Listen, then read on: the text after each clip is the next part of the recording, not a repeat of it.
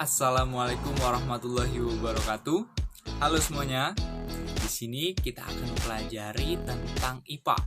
Ya, di sini ada nanti tentang curah hujan, ada tentang siklus tanah, ada tentang lapisan tanah. Intinya di sini kita membahas tentang ketersediaan air bersih.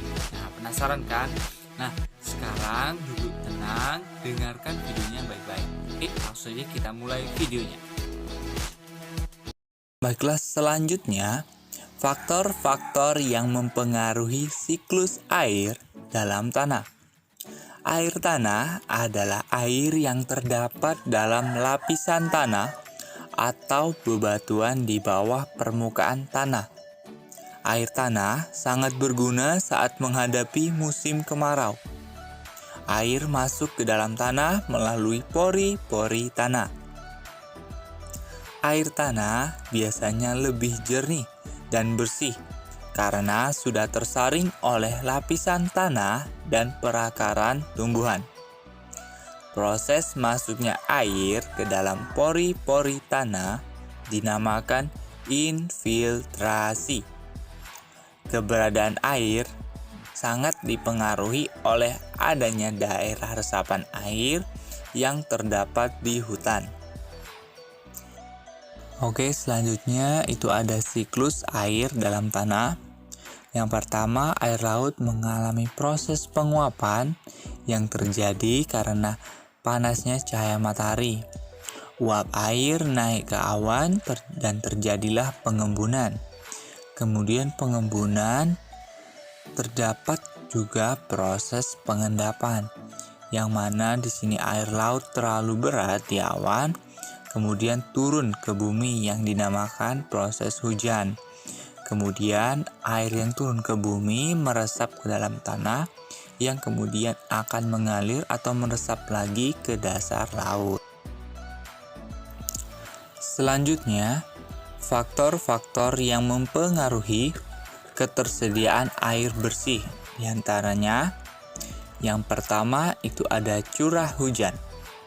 Curah hujan merupakan faktor utama yang mempengaruhi ketersediaan air bersih, karena sumber air tanah berasal dari air hujan yang turun. Sumber air lainnya seperti sungai, danau, dan lainnya hanya akan ada air yang jumlahnya terbatas. Kemudian yang kedua itu ada material batuan. Batuan selalu ada di permukaan bumi.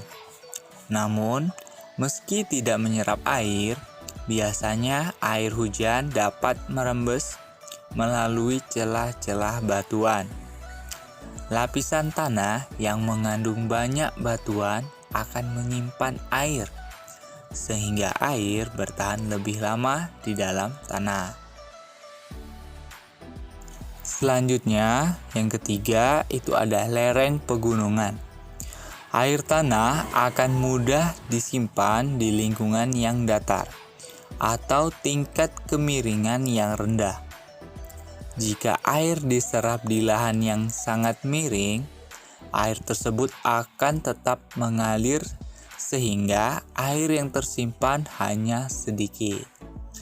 Selanjutnya, yang keempat, keberadaan tumbuhan atau vegetasi. Vegetasi bisa berupa pepohonan atau rumput-rumputan yang berada di atas permukaan bumi.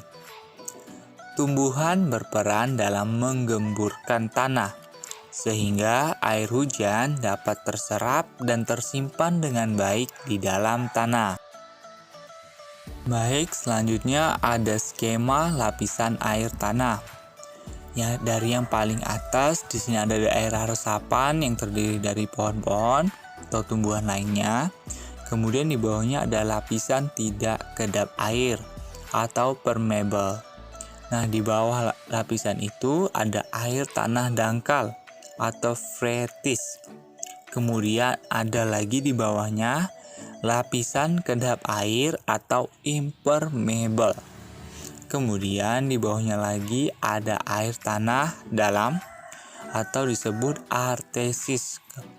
Kemudian yang paling bawah itu disebut dengan lapisan kedap air atau impermeable. Oke, selanjutnya itu ada faktor-faktor yang mempengaruhi berkurangnya air tanah. Yang pertama itu ada penggunaan air yang berlebihan. Cara mengatasinya itu dengan menggunakan air sesuai dengan kebutuhan. Yang kedua, berkurangnya jumlah hutan sebagai daerah resapan air. Cara mengatasinya itu dengan cara melakukan sistem tebang pilih, yaitu menebang pohon yang sudah cukup umur. Kemudian yang ketiga, itu ada pembangunan jalan menggunakan aspal dan beton. Cara mengatasinya itu adalah dengan cara membangun saluran air atau drainase di tepi jalan. Kemudian yang keempat, pembukaan lahan untuk perumahan atau industri.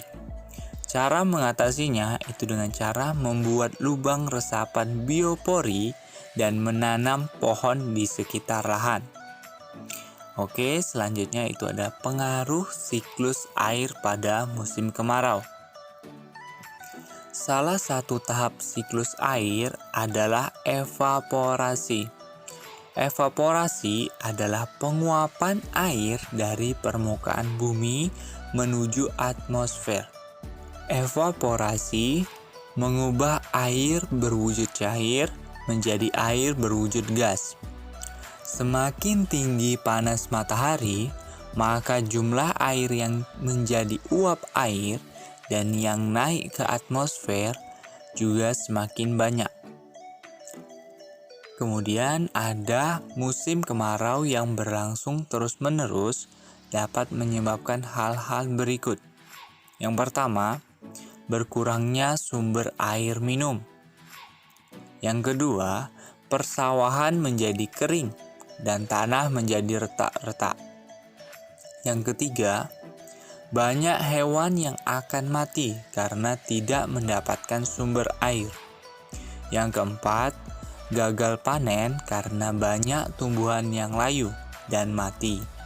Yang kelima, penambak tidak dapat membudidayakan ikan dan hewan air lainnya. Selanjutnya, penguapan air yang lebih banyak dibandingkan hujan yang turun mengakibatkan lingkungan mengalami kekeringan. Kekeringan terjadi karena langkanya ketersediaan air di suatu wilayah pada waktu tertentu. Selain dipengaruhi oleh musim kemarau yang panjang, minimnya daerah resapan air karena sedikitnya pohon juga menjadi penyebab kekeringan. Keberadaan pohon sangat penting karena akar pohon membantu menggemburkan tanah, sehingga tanah dapat menyerap dan menyimpan air hujan. Air tanah tersebut disimpan di bawah tanah, sehingga kita bisa menggunakannya ketika musim kemarau tiba. Adapun beberapa upaya yang bisa kita lakukan ketika menghadapi musim kemarau. Yang pertama, menutup keran air jika tidak sedang digunakan. Yang kedua, membuat penampungan air. Yang ketiga, menanam tanaman palawija seperti jagung yang tidak banyak memerlukan air. Baiklah, itu tadi video pembelajaran tentang muatan IPA tentang ketersediaan air bersih. Nah, jika memang ada yang masih kurang paham, video bisa ditonton kembali. Nah, beberapa pesan saya adalah semangat terus belajarnya, jaga protokol kesehatan dengan memakai masker, cuci tangan, dan menjaga jarak. Oke? Nah, akhir kata, wabillahi taufiq wal hidayah. Wassalamualaikum warahmatullahi wabarakatuh. Dadah semuanya.